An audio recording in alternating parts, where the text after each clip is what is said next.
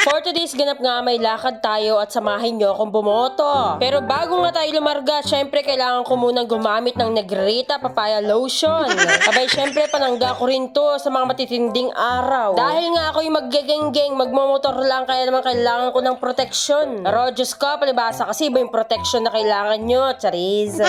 Habang ako, syempre ito yung kailangan kong proteksyon dahil nga madalas akong magmotor. Diyos ko, maitim na yung kilikili ko, itim pa ako, ano nang mangyayari, chariz. Natapos na ako maglagay ng lotion sa mga katawan ko at dito ko nga lang ito nabili sa may JC Sweets Korean Food Mart. At maliban nga sa lotion na protection ko, syempre kailangan ko ring mag-jacket. Hala ko, pakalago ng babae.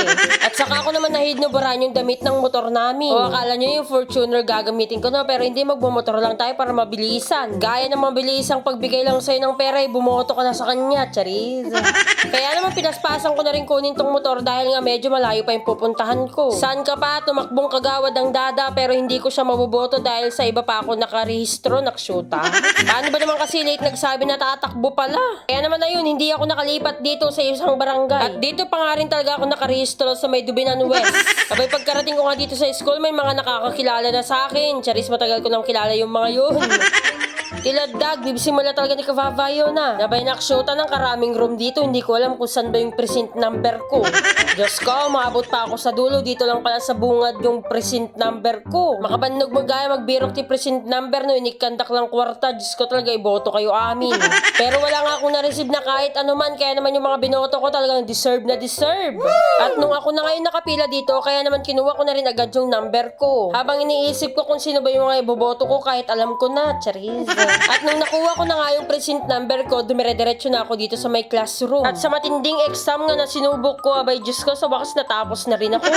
Ay loko, para ka na din talagang nag-exam. Diyos ko, kabado 20. Pinasok ko na nga itong mga votes ko dito sa may balota at saka naman ako nilagyan ni ate ng ink. Kaya naman congratulations sa mga mananalong kagawad. Sana naman mapansin nyo pa rin kami kahit nanalo na kayo, no? Dumiretso na nga kami dito sa may salaysay at saktong nagluluto sila ng pinapaitan. Naksyuta ng kanyaman na. Pasintabi na lang ho ulit sa may mga uric acid. Matinding pangangailangan namin tong sabaw na to. Diyos ko, ng kanyaman na talaga. Pero wala nang masasarap sa iniinom ng tatay ko, naksyuta. Wala ka, alaway nyo, karupa ng kababan eh. Pero Diyos ko, may Diyosi pa mo kano. Pero wala namang sindi, naksyuta. Saka ako naman binisita yung anak ko dun sa may kwarto ng mga pinsan ko. Abay Diyos ko, tignan mo naman. Talagang ibang iba pag marami siyang kalarong mga bata. Talagang nagiging bata rin siya. Pero pag kami kasama't matatanda, Diyos ko, ng ka-attitude.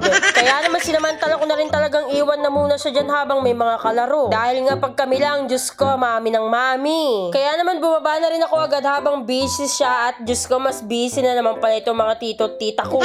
Kahit anong okasyon, Diyos ko, may mga alak pa rin talaga sa lamesa. Nung natapos na nga kami mananghalian dyan, nabay nag-isip na naman kami kung ano ba yung makakain na naman namin. Kaya naman pumunta kami ng dada sa may fresh option para bumili ng giniling. Dahil nga nag-crave kaming lahat sa may Shanghai. Kay papos nga kami madalas bumili ng Shanghai pero nabibitin kami, kaya na lang kami na lang ang gagawa.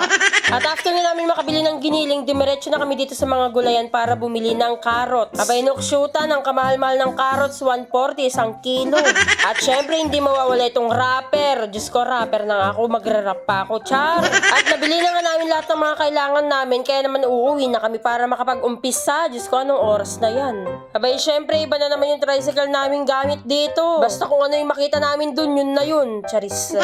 At pagkarating naman namin dito sa may bahay ng pinsan ko, nag-umpisa na rin kami sa mga kailangan namin na gagamitin dito sa may Shanghai. At nung nagiling naman na ni Dada yung mga rekado niya, abay syempre minekos-mekos ko naman. Abay pampalasa rin kaya tong kamay ko, kaya naman bet na bet nila, charis. Pero ang pinakamainam talaga yung sahog ng Shanghai na ginawa ko ay itong paggamit ko ng dila ko, charis. Tignan ko lang kung hindi kayo maglaway sa sobrang sarap. At nung nakapag-wrap na nga kami, abay sinaing naman na ni Dada itong Shanghai. Diyos ko, nang katakaw da, kaya naman naubusan ng wrapper, kaya yun na lang yung ginawa namin, bilog-bilog. Kaya naman ayun lang mga kavava, salamat sa panonood.